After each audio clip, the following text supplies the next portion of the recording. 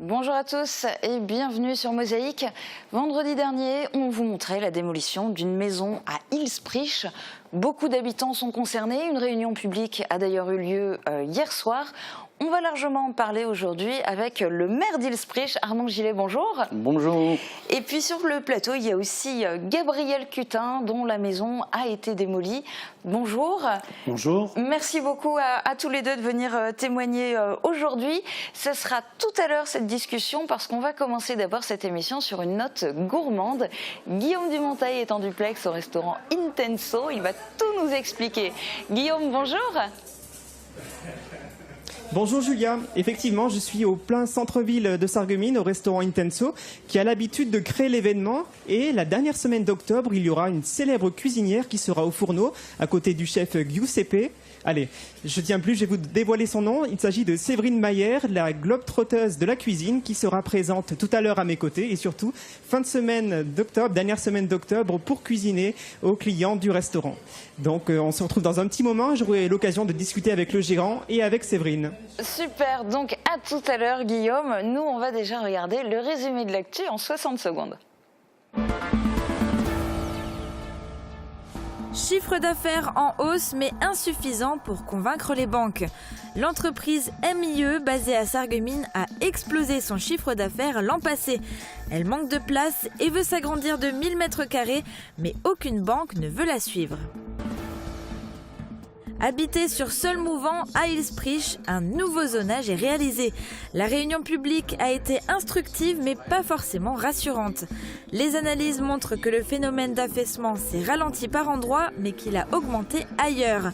Un plan prévention des risques autorisera la construction des nouveaux bâtiments mais sous certaines conditions. Le Crédit Mutuel soutient le Cannes depuis 35 ans déjà. Le partenariat financier a été conclu hier soir. La banque de proximité permet au Cannes de boucler le budget des 10 km de Sarreguemines. Ce soutien contribue à payer le chronométrage, les t-shirts, le ravitaillement, en somme tout ce qui gravite autour de l'organisation et le bon fonctionnement de l'événement. Faible différence de prix des carburants entre France et Allemagne. Celle qui apparaît est liée à une différence entre la taxe pétrolière légèrement supérieure et un taux de TVA légèrement inférieur en Allemagne. Globalement, le prix du brut est quasi identique dans les deux pays. Des séances d'information et de conseils pour bien vieillir chez soi. Au Val-de-Guéblange, les plus de 55 ans ont été informés sur les aménagements à mener dans leur logement pour réduire les risques de chute. Ils ont aussi bénéficié de conseils et astuces pour mieux maîtriser leurs dépenses liées au chauffage, à l'éclairage et à l'utilisation de l'eau. Côté météo, on peut garder espoir pour ce week-end, mais pas vraiment pour demain. Sandrine vous détaille tout ça. Avec le Crédit Mutuel, partenaire des grands événements sportifs.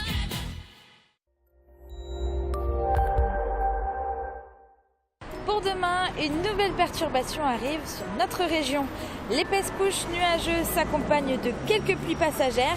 Les précipitations sont presque insignifiantes en quantité, mais ça tarde jusqu'en soirée.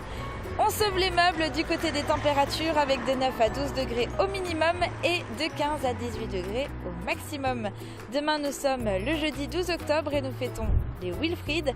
Le soleil nous accompagnera de 7h48 à 18h47. Je vous souhaite une très belle journée sur Mosaïque.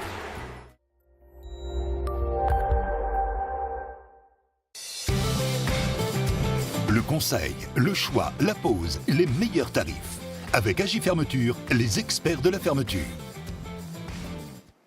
MIE Servomoteur a de beaux atouts. Cette TPE créée en 2008 compte 6 employés et elle se développe. Elle a notamment vu son chiffre d'affaires exploser de 43% entre l'an dernier et cette année.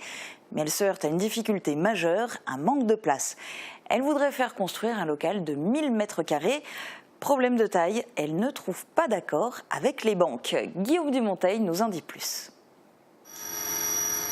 Société pleine d'avenir cherche local pour continuer à se développer. L'entreprise MIE Servomoteur répare des moteurs électriques, notamment les moteurs de robots et de machines-outils. Ses clients œuvrent dans les domaines de l'usinage et dans l'industrie automobile. Ils sont situés en Moselle-Est, mais également dans des contrées bien plus éloignées, comme la Bretagne. MIE réalise de plus en plus de réparations, comme en témoigne la hausse spectaculaire de son chiffre d'affaires, plus 43% en un an. Tout irait pour le mieux dans le meilleur des mondes possibles s'il n'y avait pas un problème. On n'a plus de place pour développer notre activité et on voudrait s'orienter vers un bâtiment. Le problème, c'est trouver les financements pour le bâtiment. Cette difficulté ne date pas d'aujourd'hui. On a les plans, on a tout est prêt et on a le terrain qui est réservé et tout. Mais bon, depuis 3 ans, ça bloque. Hormis, je dirais, ce qui bloque le plus, c'est on nous demande des garanties personnelles qui sont tellement énormes que je ne suis pas d'accord. MIE voudrait faire construire un bâtiment de 1000 m² pour un montant évalué à 1,2 million d'euros. Dans l'espoir d'obtenir un cofinancement avec la BPI, l'entreprise MIE a invité le représentant de l'État dans l'arrondissement. Je vais essayer de prendre ma casquette de sous-préfet facilitateur pour voir, mais avec le réseau des services de l'État, comment on peut convaincre, par exemple, BPI, donc la banque d'investissement nationale, pour aider cette entreprise, faciliter. Si elle n'intervient pas directement, comment elle peut garantir des emprunts, comment elle peut déclencher d'autres prêts bancaires pour que cette entreprise puisse trouver la solution à l'immobilier d'entreprise qui fait sa principale difficulté aujourd'hui. Le sous-préfet va également prendre contact avec la commissaire au redressement productif qui dispose d'un réseau bancaire parmi ses interlocuteurs. En attendant une issue positive, MIE poursuit son activité chez Espace Entreprise. La pépinière d'entreprise l'accueille depuis 2008 et la création de la société. Elle lui a mis à disposition un nouveau local, mais qui n'est pas suffisant aujourd'hui pour lui permettre de stocker l'ensemble des moteurs réparés. On espère évidemment que cette entreprise trouvera rapidement une solution. Allez, on retourne maintenant au restaurant Intenso. Guillaume, tu es, il me semble, en très bonne compagnie. Oui, effectivement. Alors, à mes côtés se trouve le gérant du restaurant. Alors, Tony, le restaurant essaie souvent de faire l'événement et je crois que fin octobre, il y aura encore la démonstration de votre capacité à faire l'événement. Voilà, effectivement. Donc, on est tout le temps en recherche de nouvelles choses et de créer des événements qui permettent à nos clients, justement, de passer des bons moments. Et le but de cette manœuvre, il est surtout de mélanger 2 générations et 2 cultures différentes. Donc c'est pour ça qu'on s'est rencontrés par hasard à Paris à un moment donné. On a parlé du projet, c'était l'été dernier. Et puis on a dit pourquoi pas le faire dans une semaine. Et puis voilà, on a mis tout ça au clair. On est en train d'affiner encore les derniers ajustages. Et puis voilà, donc on aura cette expérience qui aura lieu du 23 et au 29. Et en espérant que toutes les personnes qui viendront nous visiter auront la belle surprise d'un duo, on va dire, de folie, où on aura des explosions de saveurs dans tous les sens. Voilà. Donc très content. Ces 2 générations qui sont un chef cuisinier et une d'années avec une grande expérience. Donc le chef habituel du restaurant, Giuseppe et Séverine, voilà. D'accord. Voilà. Okay.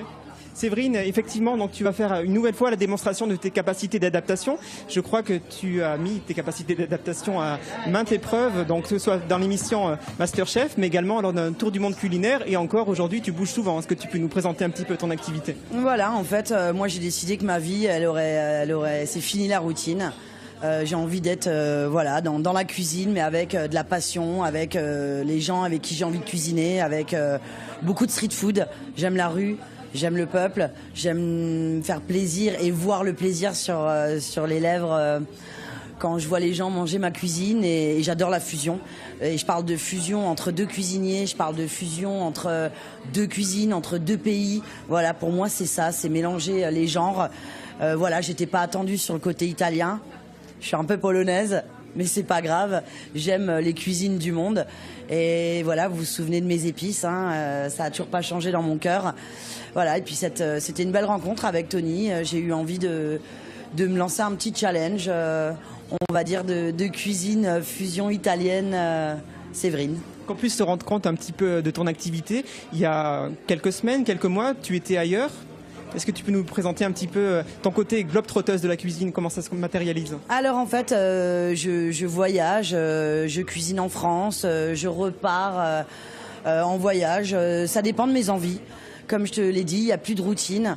Pour moi, c'est la cuisine qui est la priorité dans ma vie, mais en même temps ma famille aussi. J'en profite beaucoup maintenant. Et là, je viens de passer 5 mois à Tours. C'était formidable. C'est une ville super. J'ai passé 2 ans aussi sur Paris, mais dans tous les coins de Paris. J'ai fait aussi la Bretagne. Et avec ça, je voyage dans des pays chauds et je cuisine directement chez les habitants. Je cuisine dans les restaurants, mais là, c'est plus par passion. Voilà, j'ai envie de partager ça dans ma vie. La cuisine, la passion, la famille. Voilà, j'ai une nouvelle vie.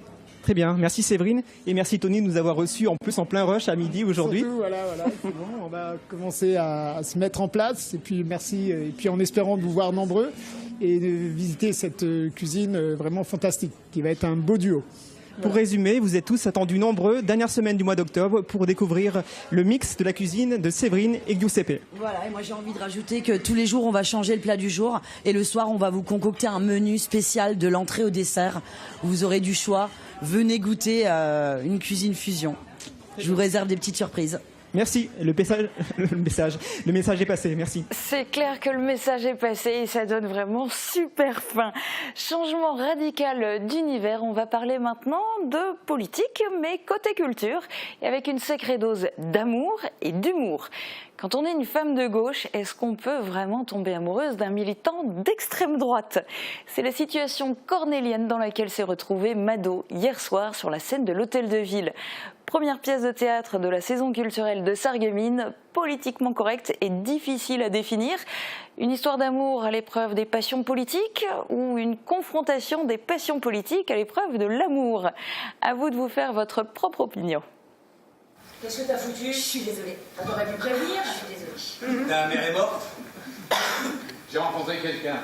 Je sais ce que tu vas dire, jamais premier soir. Elle m'est tombée dessus, c'était inattendu. Inattendu! Il a pas voulu qu'on parle politique, j'ai adoré ça. On est au second tour, et toi, tu te prends pas pour fêter ça. L'extrême droite est au second tour, et toi, tu me parles de vie sentimentale. Et elle pense que tu votes quoi?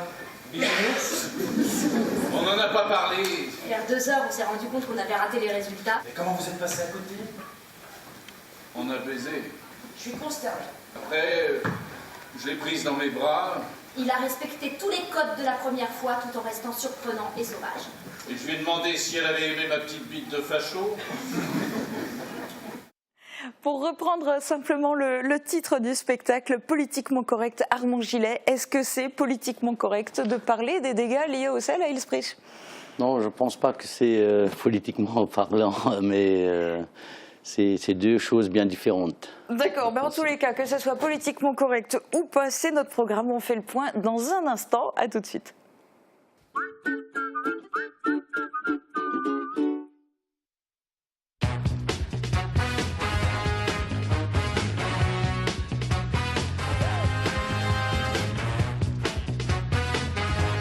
Vente, réparation, dépannage, lavage station-service.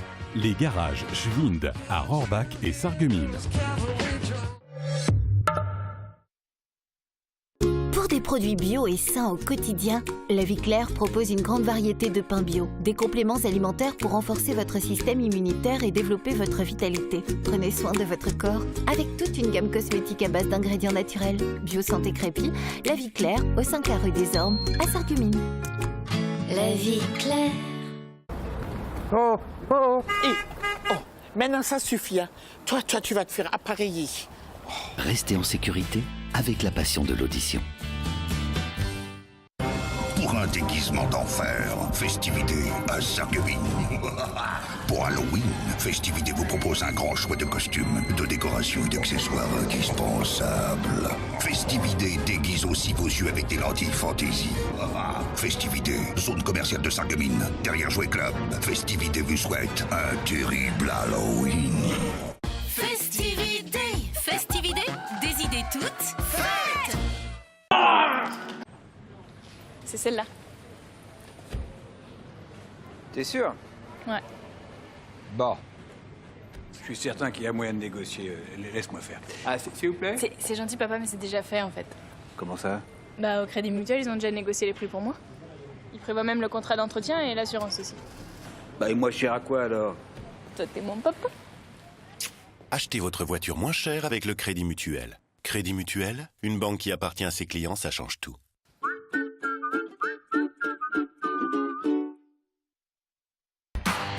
Samedi, match à domicile pour le SFC. Les faïenciers reçoivent la réserve de Troyes Estac.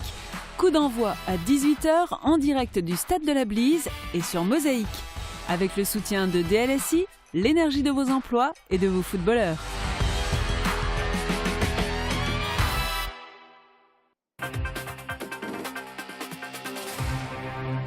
Dégâts salés à Ilsprich, 8 maisons ont déjà été démolies, 3 devraient l'être encore d'ici la fin de l'année. Armand Gillet et Gabriel Cutin, vous êtes tous les deux personnellement concernés.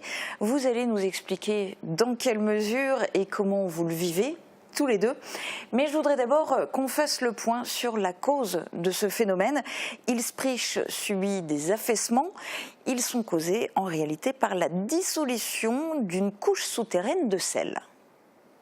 Alors, les raisons des affaissements sur Ilsprich, c'est dû à la dissolution de couches de sel en profondeur. Le sel, c'est une roche qui a un pouvoir de dissolution des plus importants des roches communes qu'on peut observer sur Terre.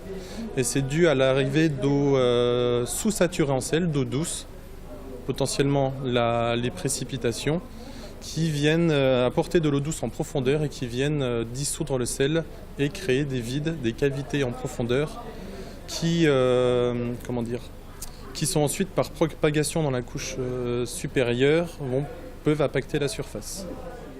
Et effectivement, cela impacte la surface. Les premiers désordres sont apparus en 2006.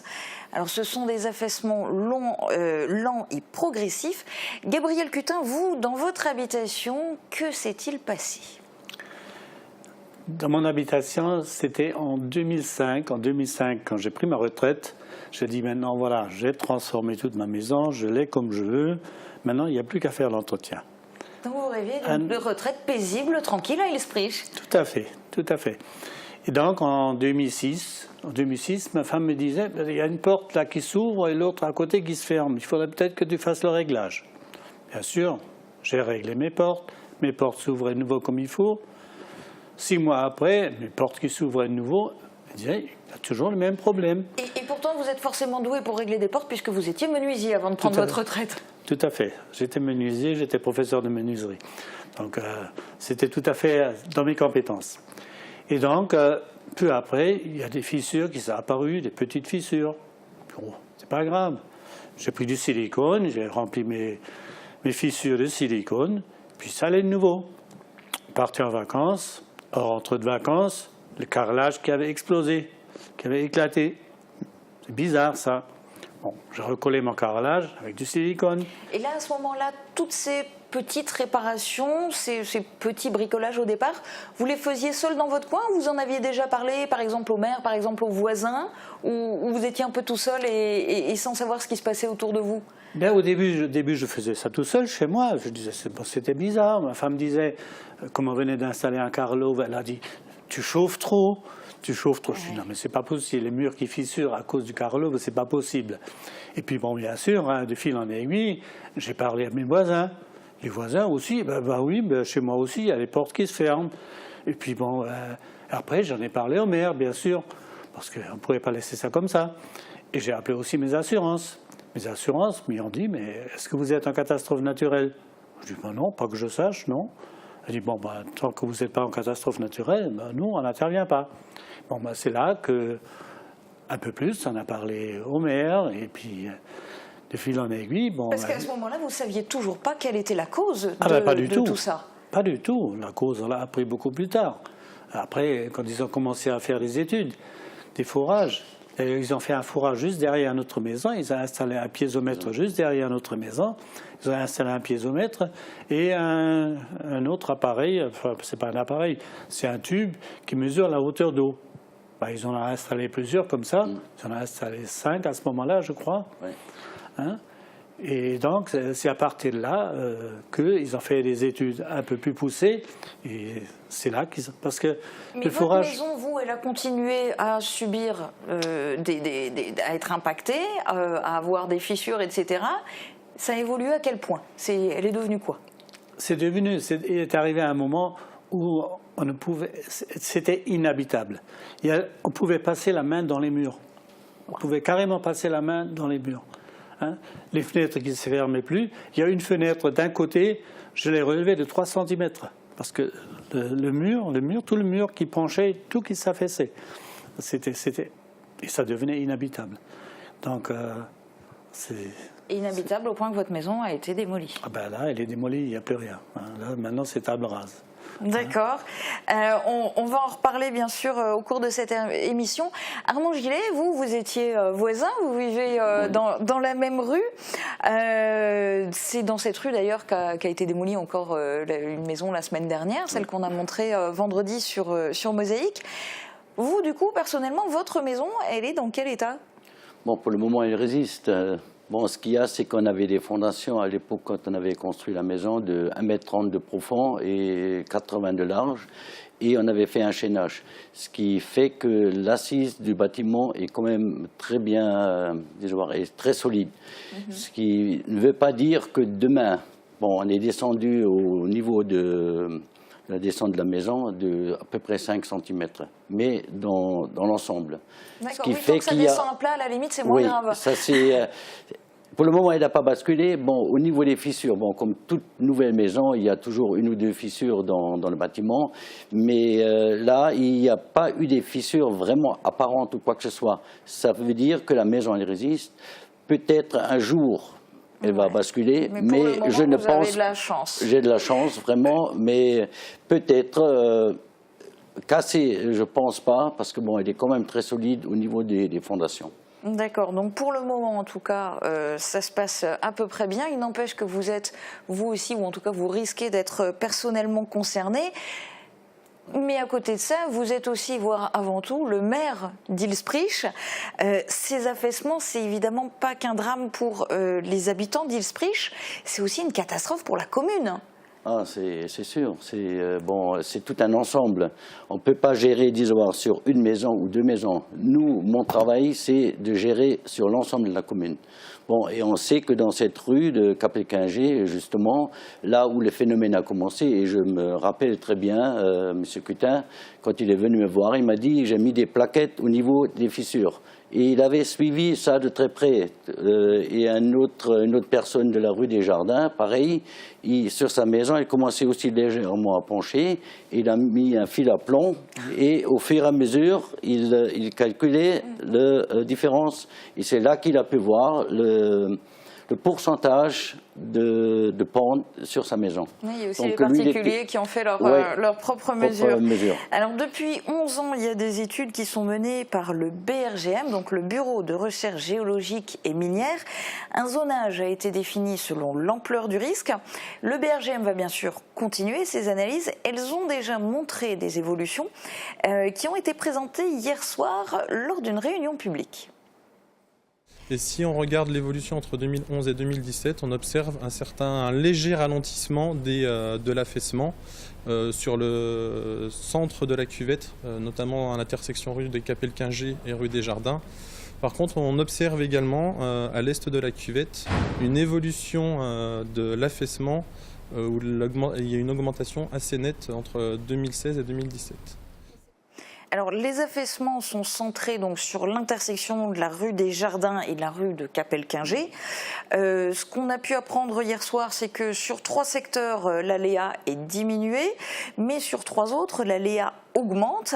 Et puis surtout, hier soir, ce qui s'est passé, c'est qu'en fait, moi j'ai eu l'impression que le sous-préfet et le BRGM ne sont pas tout à fait sur la même longueur d'onde.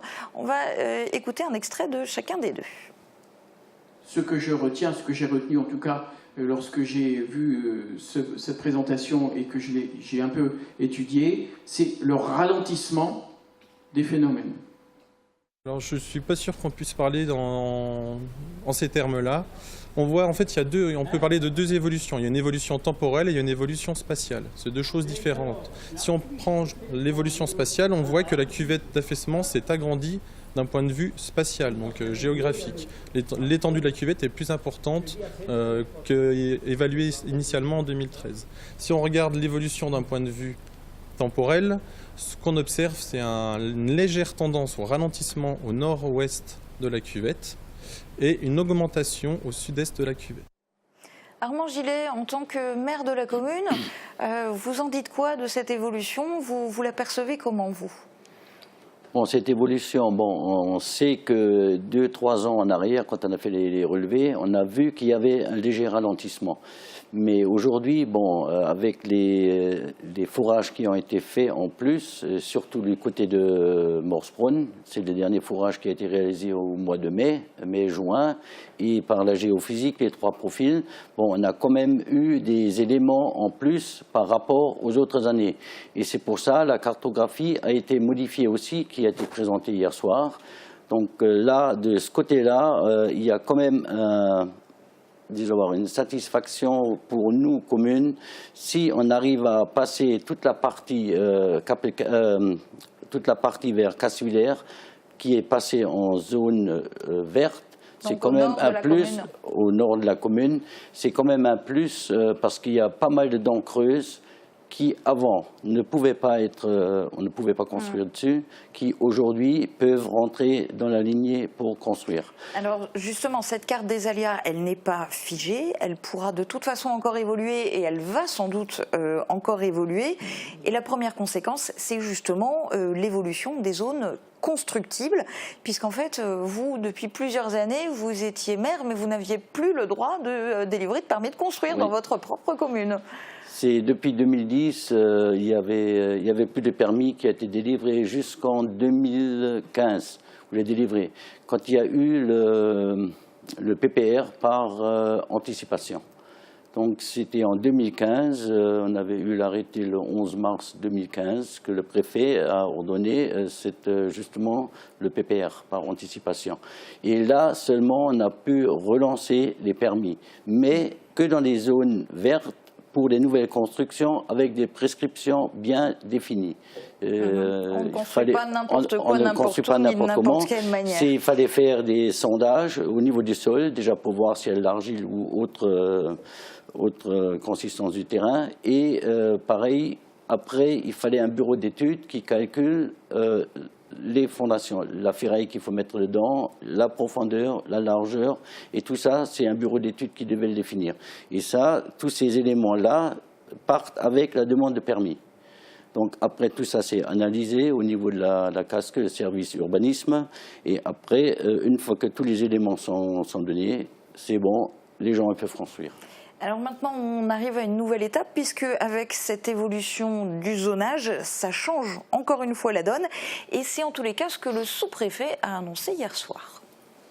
Au nord, toute cette zone-là va en aléa faible, c'est-à-dire qu'ensuite, on va pouvoir demander à la direction départementale des territoires de faire son travail, enfin un travail nouveau, qui va être de valider cette cartographie du point de vue de la constructibilité et de présenter au préfet un arrêté modificatif sur les zones d'aléas qui permettra de rendre constructibles ces zones ici qui sont au nord du village.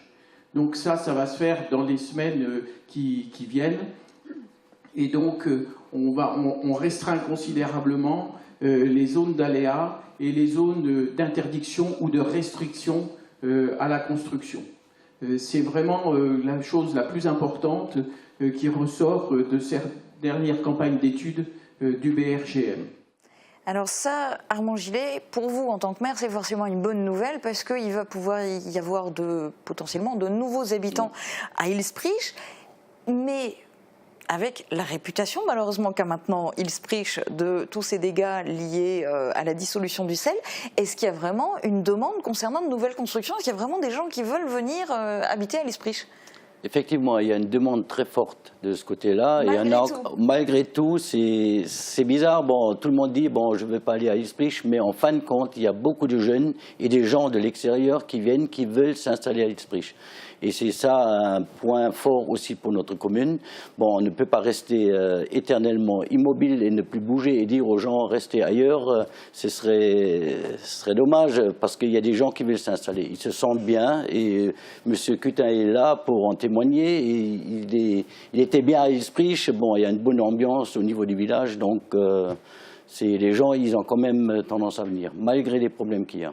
Alors, ceci dit, Gabriel Cutin, vous étiez super bien à Ilsprich, mais vous n'habitez plus Ilsprich depuis que votre maison a été démolie. Ilsprich, c'est un très bon village. Je peux vous dire que c'est un très bon village. Maintenant, j'habite dans un autre village. Bon, c'est pas pareil. Bon, je suis parti d'Ilsprich parce que j'avais pas le choix. À Ilsprich, je voulais plus acheter une maison parce qu'on ne savait pas où on va. Donc, j'ai cherché un peu plus loin. Au départ, on voulait s'orienter vers la région parisienne. Enfin, on voulait s'approcher de la région parisienne parce que notre fille habite à Paris. Et puis finalement, on a resté dans le coin. On a acheté une maison à Marienthal, la commune de Barst. Bon, on est dans notre maison, mais on n'est pas chez nous.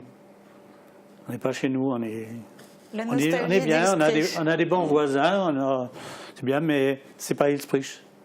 Hein, c'est pas Ilsprich. Alors, prochaine étape côté administratif. Donc, il y a déjà eu 2 arrêtés de catastrophe naturelle. Oui. Maintenant, il va y avoir un plan de prévention des risques naturels. Et pour les habitants, selon la zone dans laquelle se situe leur maison, cela va imposer des travaux. Il va y avoir, à l'issue des travaux qui sont faits, des différentes consultations, des procédures d'enquête publique, il y aura un arrêté préfectoral d'approbation du plan de prévention de risques naturels, dont le cahier des charges, le règlement, comprendra un certain nombre de prescriptions, d'interdictions, d'autorisations sous conditions pour les constructions, pour que les gens vivent en sécurité. Alors hier, la salle était comble, puisque tous ces extraits qu'on voit aujourd'hui sont des extraits qui ont été filmés hier soir, donc durant la réunion publique. Plusieurs personnes ont pris la parole et le moins qu'on puisse dire, c'est qu'elles étaient franchement remontées. Les gens ont évidemment du mal à admettre qu'ils vont devoir financer des travaux à cause d'éléments naturels dont ils ne sont donc évidemment pas responsables. Oui, ça, bon, c'est les règles, bon, c'est pas moi qui les dicte, donc les gens, bon, c'est vrai, c'est surtout sur les bâtiments anciens que les gens ils veulent rénover. Donc là, s'ils veulent transformer une grange, bon, le village a été construit plus ou moins toute la rue principale après la guerre, dans les années 50. C'est des maisons de style Lorraine, qui a l'habitation, il y a la grange et l'écurie. Donc là, il y a pas mal de maisons qui ont été transformées les dernières années, qui ont été transformées en logements. On en a 3 ou 4 où on retrouve aujourd'hui 7 ou 8 ou même 9 logements. Donc, ce qu'il y a, le problème, c'est des maisons. La grange n'était pas construite de la même manière que le bâtiment. Si aujourd'hui, ils veulent transformer ces granges et les écuries qui dataient depuis les années 60 ou dans les années 50 qui ont été construites, il faut qu'ils respectent certaines règles. C'est ce qui a été dit hier aussi, plus ou moins. Mais ça, c'est pour les constructions futures ou pour les aménagements futurs. Oui. Mais pour l'existant, selon la zone dans laquelle est leur maison, les gens vont devoir faire des travaux. Ça, je ne sais pas exactement. Ça tout dépendra du cahier des charges et du PPR. S'il y a vraiment une imposition, bon, on a vu aussi, bon, j'ai suivi un peu de près le PPRT de Sareb. Bon, les gens qui ont une maison là-bas, qui sont vraiment dans certaines zones, il faut qu'ils fassent des travaux, disons, le vitrage ou autre, pour vraiment être en sécurité. Bon, là, avec l'avantage que les entreprises ont accepté de mettre la main au portefeuille, qu'il y a eu des soutiens. Ouais. Mais par rapport au sel à l'Ilsprich, qui va mettre la main au portefeuille pour aider les habitants? Ça, il faudra voir maintenant la suite des événements, parce que moi, je ne peux pas me prononcer là-dessus. Je ne connais pas vraiment les règles, et c'est au niveau des services de l'État qui fixeront bien les règles qui seront définies pour, justement... Pour l'heure, je ne connais pas assez le problème ou bien comment ça va se passer. Alors, sachant que de toute façon, il va encore être explicité aux habitants notamment, qu'il va y avoir une enquête publique, qu'ils vont avoir l'occasion de poser des questions, d'obtenir des réponses. Mais a priori, dans le cadre de la mise en place d'un PPR, c'est un petit peu ce qui les attend. Certains ont bien senti le vent venir. C'est pour ça aussi d'ailleurs qu'ils étaient remontés hier soir. Et puis en plus de ça, ils étaient un certain nombre hier soir à râler aussi contre les assureurs parce qu'il y a déjà eu 2 arrêtés d'état de catastrophe naturelle, ce qui leur a permis ou ce qui aurait dû leur permettre de se tourner vers leur assureur pour obtenir des réparations. pour faire les réparations nécessaires dans leur maison suite à des fissures, etc. Or, apparemment, il y a eu des soucis avec les assurances. Est-ce que vous avez eu écho de cela avant la réunion d'hier soir ? Oui, j'ai eu écho avant la réunion. Il y a des gens qui sont venus me voir et ils l'ont bien consigné dans le cahier, le registre qu'on avait mis à disposition lors de la période de consultation. C'est pour ça qu'il y avait aussi une personne de l'Association française des assurances qui était présente. Bon, elle n'a pas donné trop de détails parce qu'une assurance n'est pas comme l'autre. Moi, je sais personnellement, il y a eu la première catastrophe naturelle, j'ai ouvert un dossier. Après, en 2014, quand il y a eu la deuxième catastrophe naturelle, j'ai ouvert un dossier. Récemment, j'ai téléphoné à mon assureur et il me dit, à l'époque, vous n'aviez rien. Au bout de 24 mois, le dossier doit être clos. Donc ça me fait quand même peur. Vous avez de la chance parce que vous n'avez rien chez vous. Hier soir, par exemple, il y a des gens qui ont pris la parole en disant « Mais nous, on s'est tourné vers notre assureur, on a pu effectivement être indemnisés au moment, je crois, si je me souviens bien, du premier arrêté de catastrophe naturelle. Le problème est que dans la foulée, leur assureur les aurait apparemment radiés et que depuis, ils n'arrivent plus à trouver un assureur et que leur maison n'est plus assurée. » Bon, ça, il faut être très prudent. Bon, on ne connaît pas... Je parle au conditionnel et je dis bien ce sont des propos qui ont été tenus hier soir. Les gens, après, il faut voir comment ça se passe. Nous, on n'est pas au courant de cette affaire. Au niveau de la municipalité, on n'a pas à se mêler d'affaires d'ordre privé. C'est le problème qu'il y a entre la personne, le particulier et son assureur. Ce qui se passe à l'intérieur de cette bulle, nous, on n'a pas, c'est pas notre rôle en tant que maire ou en tant que commune de se mêler des affaires qui ne nous regardent pas. C'est d'ordre privé, donc on ne peut pas s'initier dans des choses et faire de l'ingérence. Ce qu'il y a, c'est que ces personnes, je pense qu'ils ont pris rendez-vous à la fin de la réunion avec monsieur le sous-préfet pour voir effectivement ce qui se passe. En tous les cas, moi j'ai eu l'assureur, mon propre assureur, et je lui ai posé la question. Bon, j'étais un peu déçu et maintenant je vais quand même voir un peu plus loin si effectivement, à un moment donné, si vous êtes classé en catastrophe naturelle, qu'au bout de 24 mois, on clôture le dossier point à la ligne. Parce que c'est quand même un dossier qui est ouvert et c'est une affaire qui peut aller dans le temps. Mais oui, parce qu'on l'a bien dit, ouais. C'est une évolution lente. C'est une évolution lente. Et il ne s'agit pas de dégâts instantanés, c'est lent pour se créer des fissures. Et après, il faut voir comment est la réglementation aussi. Au niveau de l'État, si effectivement, parce que si vous regardez, j'ai regardé mon contrat d'assurance, il n'y a nulle part stipulé qu'au bout de 24 mois, votre catenat elle est caduque. Ce qu'il y a, c'est que, bon, après, quand on va chercher à droite, à gauche, ou fouiner un peu, ah ben oui, mais c'est pas marqué. C'est souvent... et après, il y a des textes de loi, bon, qu'on ne connaît pas tous, et là, on découvre souvent des choses qui... Et je pense que c'est arrivé chez certaines personnes, ils ont découvert des choses qu'ils ne pensaient pas découvrir. Mais en tous les cas, soyez vigilants, et on le sait, il faut toujours regarder ce qui est écrit en tout petit, 3e Astérix, 18e alinéa, moi, j'ai bien etc. regardé mon contrat, c'est fou. Hein, Mon contrat, je l'ai lu, je l'ai relu, et je l'ai encore lu, je ne sais pas combien de fois. Et j'ai demandé à des gens spécialisés pour me le lire et m'expliquer certains articles. C'est pas évident. Vous avez été en plus dans un cas extrême où il a fallu quitter votre maison, la faire démolir. Est-ce que vous avez obtenu des indemnisations correctes? On n'est jamais gagnant dans un sinistre. Donc j'ai été indemnisé. J'avais une grande maison, j'ai encore une maison pas mal.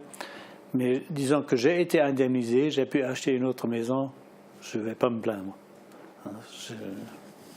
Je ne me plains pas, j'ai été indemnisé par la valeur que ça avait, parce que c'était très grand ma maison, je vous assure. On avait une maison qui faisait 260 mètres carrés habitable, il y avait 400 mètres carrés de dépendance.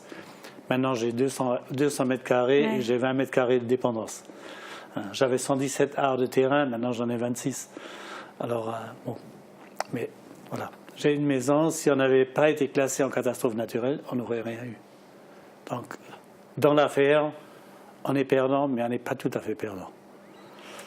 Et ça s'est très bien passé pour la première catastrophe naturelle. Bon, on avait fait, c'est vrai, avant on avait discuté, les premiers éléments, c'est un bourrelet en 2006. Bon, comme sur toutes les routes, il peut y avoir un bourrelet. Bon, mais on ne s'est même pas trop posé la question. Après, en 2007, j'ai vu mon voisin Gabriel Cutin, on se voyait pratiquement tous les jours. Il m'a fait part de ces observations qu'il avait fait au niveau de sa maison, les témoins. Et c'est seulement après, en début 2008, le sous-préfet de l'époque, qui était Roland Polycarpe, il s'était déplacé dans la rue et il m'a dit « fais une demande de catastrophe naturelle ».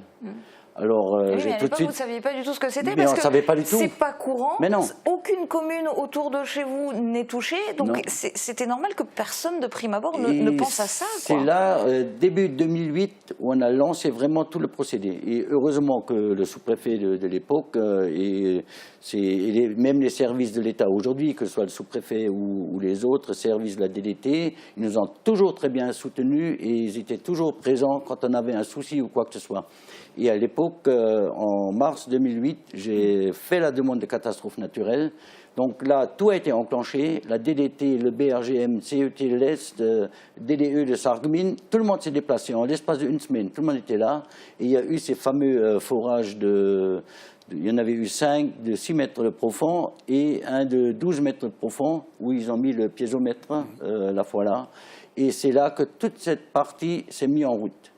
Et après, il y a eu des recherches en novembre 2000 ou octobre 2008 aussi. On a mis les capteurs sur les maisons pour voir, sur 39 maisons, on a mis ces fameux capteurs pour voir l'évolution. Et après, en 2011, on a été encore plus loin. On avait mis sur tout le village des clous au niveau des routes pour voir toute l'évolution. Et c'est ça qui nous a fait qu'on peut voir et regarder exactement ce qui se passe. Alors du coup, et en se basant aussi sur toutes ces études justement qui ont été menées, la prochaine étape, ça va être le plan de prévention des risques naturels, avec aussi, effectivement, en s'appuyant aussi sur les forages.